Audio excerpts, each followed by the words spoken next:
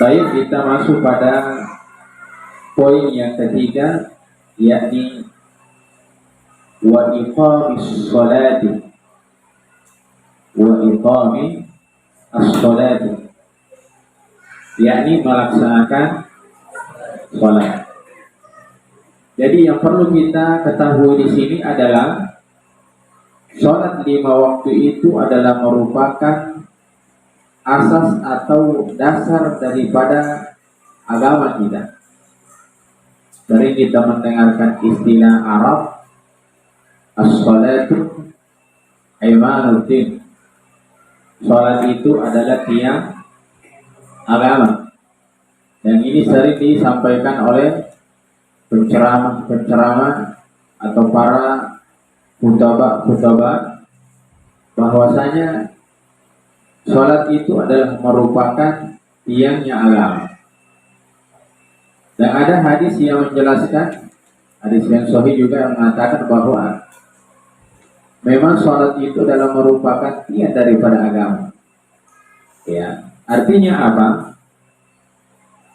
Ibarat seperti bangunan, kalau tiangnya rapuh atau pondasinya tidak kuat, secara otomatis bangunan-bangunan yang berdiri tegak itu gampang dan mudahnya runtuh. Makanya para alim ulama atau para fuqaha memberikan analogi ilmiah.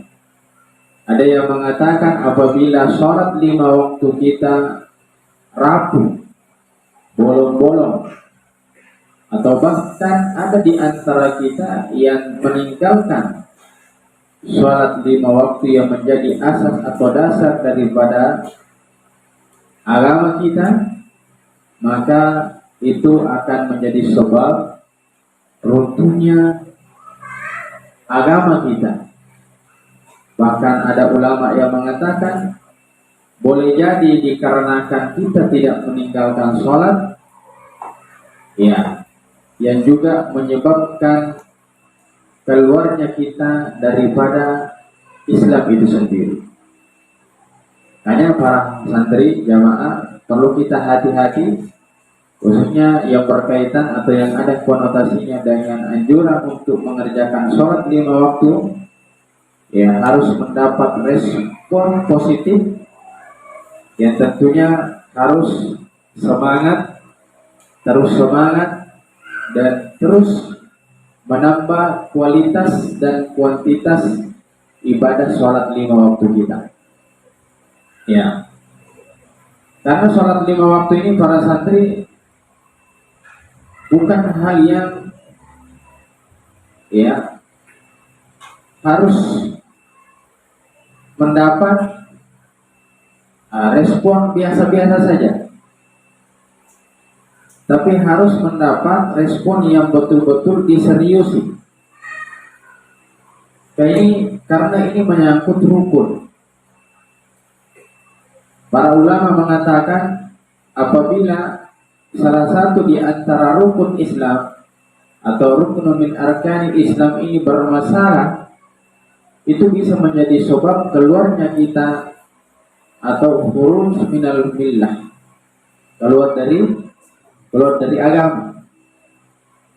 Ya, makanya jangan heran ketika kita berbicara orang yang meninggalkan sholat, ya, tarkus sholat, para alim ulama dengan tegas ada yang mengatakan baik dia sengaja maupun tidak sengaja, tapi terus menerus. Ada yang berpendapat bahwa dia keluar dari Islam.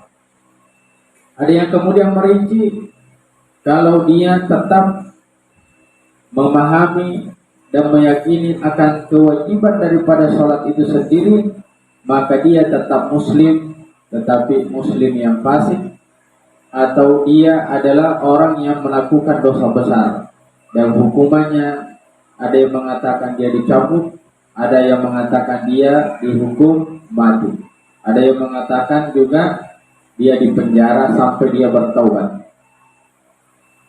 Ya, ketegasan para alim ulama terlepas dari perbedaan atau ya khilafiyah dalam memilih fikihnya, ini menunjukkan akan pentingnya kita betul-betul memperhatikan akan kewajiban sholat 5 waktu.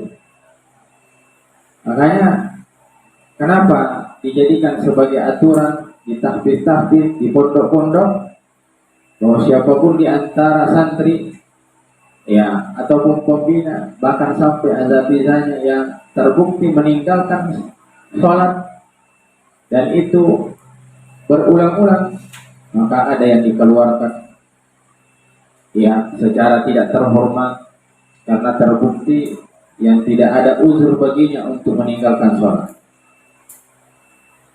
Ya, makanya jaga sholat 5 waktu kita, karena ini adalah merupakan kewajiban bersama. Ya, dia ruknun min arkanil Islam. Sholat itu ada rukun antara rukun Islam.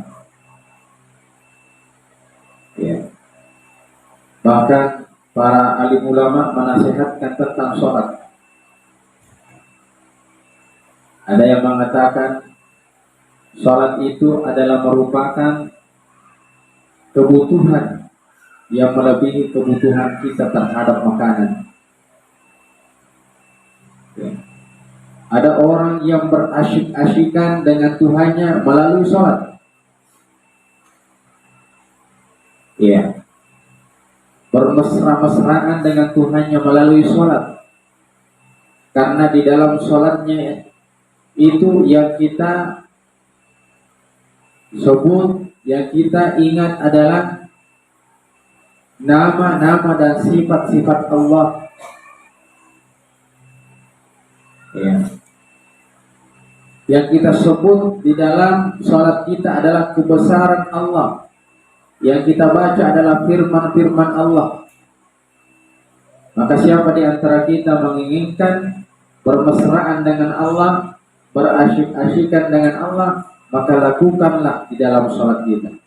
Tapi kalau ada di antara kita baru kemudian takbir, sudah kemudian merasa capek, sudah merasa loyo, ya, bahkan merasa bahwa sholat yang dia lakukan itu terlalu memberatkan, terlalu panjang bacaannya imam, maka menunjukkan bahwa kualitas sholat kita itu sangatlah menurun.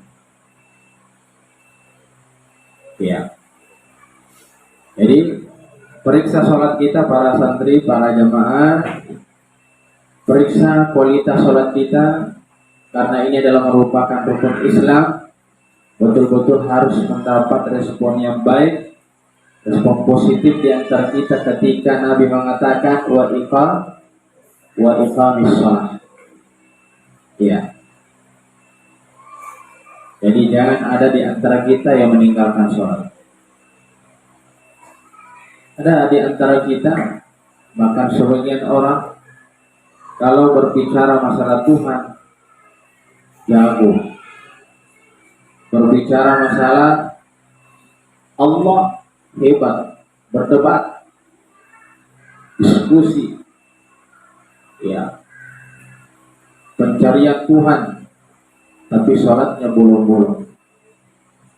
Ada yang diskusi sampai jam 11 malam, 12 malam sampai jam 3, membahas hal-hal yang sifatnya buruk dalam masalah cabang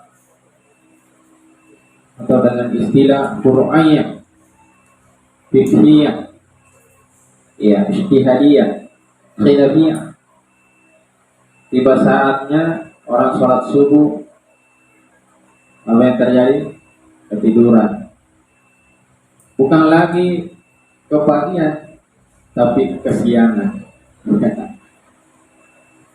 Ada yang seperti itu. Padahal ada hal yang pokok, sholat 5 waktu ditinggalkan karena baper dalam diskusi, debat